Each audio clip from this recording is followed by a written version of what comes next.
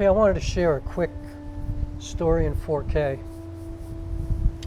And this is a story about connection and a person in particular. And I kind of hate using people's names, you know, as connections, or, you know, sometimes people misunderstand that. And this person happens to be kind of a celebrity, but also just a friend of mine and somebody I've worked with. But I wanted to talk about the astounding story of our connection and how we are somehow, you know, really rooted from the same place, even though we come from completely different places. Anyway, REG GAINES is a world-renowned poet, playwright, artist, whatever you want to call him. He does a million different things. And he's a facilitator, an educator, and he's a friend of mine. And so anyway, the story goes like this. I'm going to get right to the point. A long time ago, I had written a play, and I had submitted it to the downtown, at the time it was called the Downtown Theater Festival. It's something like that, downtown, I don't, now it's the Downtown Urban Arts Festival. So anyway, about a year goes by, and I was sitting with my friend Jack Rollins in Riverside Park one day on 80, well, we were up around, I'd say 90th Street by the gardens in the park where he loved to sit. Mr. Rollins was 99 years old. Well, he was probably 96 years old at the time. And my phone starts ringing, and somebody is calling me over and over and over again. And I'm not answering the phone because I don't know the number. I don't know who it is. I generally don't answer my phone unless I know who you are. So anyway, it's really windy out here, so I'm testing this wind filter big time. So anyway, finally this person who called me probably 5 times leaves a message. So I listen to the message, and it simply says, REG GAINES. And at the time, I have no idea who REG GAINES is or what REG GAINES, I have no idea what that even means.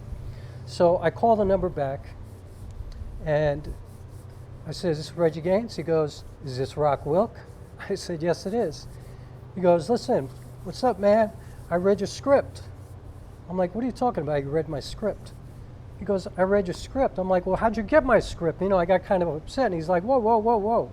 You submitted your script to my theater festival. And I was like, oh, okay. It had been so long that I just forgot about it.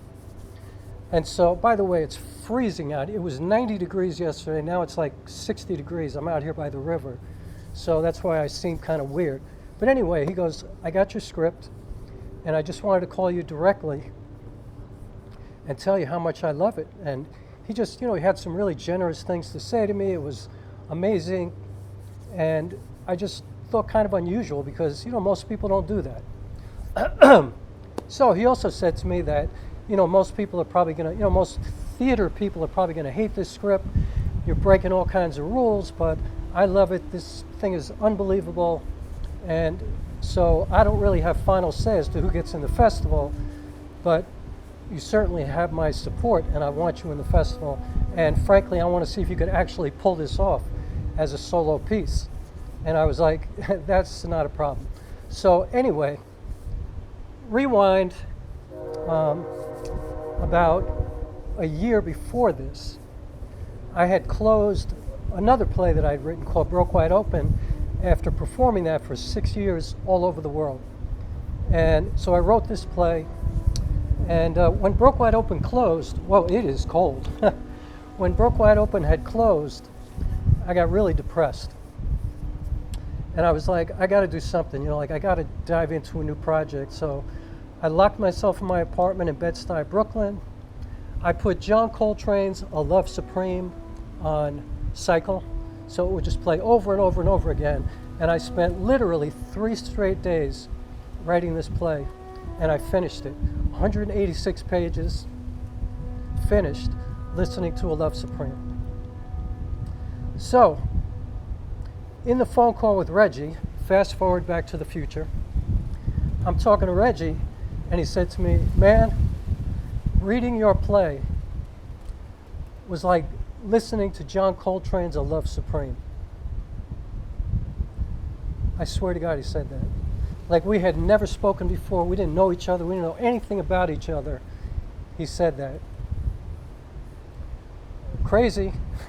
So I didn't even tell him at the time, you know, that I had written that listening to A Love Supreme. But anyway, as time went by, I did his festival. I pulled it off. He loved it. He became my director. Now we knew each other for probably about a year, maybe a year and a half. And he hooked me up with a director or producer or something, I don't know, some woman in Jersey City at the Jersey City Theater Center. And I performed a very impromptu version of this play, Brooklyn Quartet, at her space in Jersey City.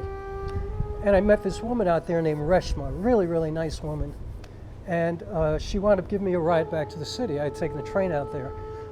She's like, I'm going back to Manhattan, I can give you a ride. So I was like, okay, cool. So we were talking and she said to me, so you know Reggie Gaines? I was like, yeah. She goes, I grew up in Jersey City. I know Reggie. And she goes, actually, I was really good friends with his brother, Gordy. And so I didn't really know anything about Reggie. I didn't know about his family. We didn't talk about personal things or anything like that. So Reshma and I just kept talking. And then finally it was like, ding, ding, ding. I was like, whoa, wait a minute. Gordy? Are you talking about Gordon Gaines? And she said, yeah, Gordon Gaines. And I was like, yo, I know Gordon Gaines. He was this legendary guitar player. He used to work at the Bitter End, this club that I used to perform at a lot. And I used to hang out with Gordon Gaines all the time. So I called Reggie. I was like, yo, Gordon Gaines is your brother? He was like, yeah. I was like, I know Gordon Gaines. You know, train, sorry. So, crazy, you know, Gordon Gaines. So probably another 6 months go by.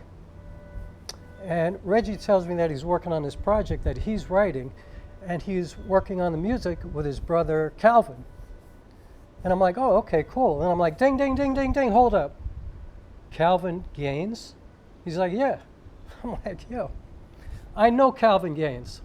I know Philip Gaines. They were both managed by the same person who managed me in the music business. Like, I know them for years. He's like, oh yeah, they're my brothers. I'm like, they're you. It's like I knew Reggie's entire family, but we didn't even know it. Like, I'm like, how did I not know you all these years? Like, I'm talking about, this was a 20-year span. So it's just crazy. You know, Reggie's an athlete. He's probably the #1 tennis player in his age group in the world. Like, he's a competitive athlete. I've been a competitive athlete my whole life. A lot of our conversations with regards to theater always revolve around work in the athletic world. You know, like training, working out, the type of mentality that it takes to do great work. Man, I'm shivering, it's so cold. But, you know, we have a lot in common with regards to our, you know, the physical approach to our work and the spiritual approach to our work. And so, anyway, I just thought that was crazy. I'm going to end this now because I'm freezing, but I'm just saying all this to say that every once in a while you meet people who, you know, like, you might not know them for almost your entire life, and then one day you meet them and it feels like you've known them your whole life. And that's me and Reggie Gaines. Reggie wrote Bringing the Noise, Bringing the Funk. Just Google him, you'll know who he is. He's an incredible artist, and I'm grateful to know him. And that's Stories in 4K, number 8. So thanks so much for watching, and please subscribe. Please hit the like button, and I will see you on the next one, and hopefully it'll be a little bit warmer. All right, peace.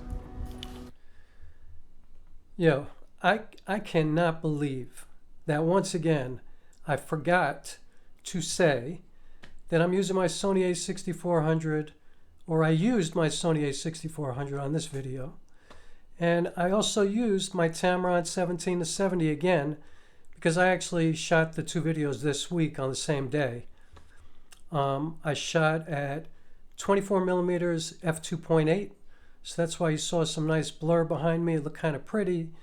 And, you know, I'm just not a tech-minded person when I'm actually in my art creating work. I am kind of a tech nerd, to be honest. But, you know, while I'm actually doing work, I don't really think much about it. So I apologize. I chose the lens at 24 millimeters because it felt intimate. The camera was pretty close though, so I didn't need to go above 24 millimeters. If I shot at 35 or 50, it would have been way too close. And so I kept it at 24. I felt like it was better than using 17 because 17 would have distorted my face a little bit. And 24 seemed to not do that. And I think it looked pretty good. And I think it put across the feeling that I wanted to emote, you know, the kind of emotion that I wanted to express in the video about me and Reggie. So anyway, that's what I used. I apologize for forgetting again. I will do better moving forward. And now back to the end of this video.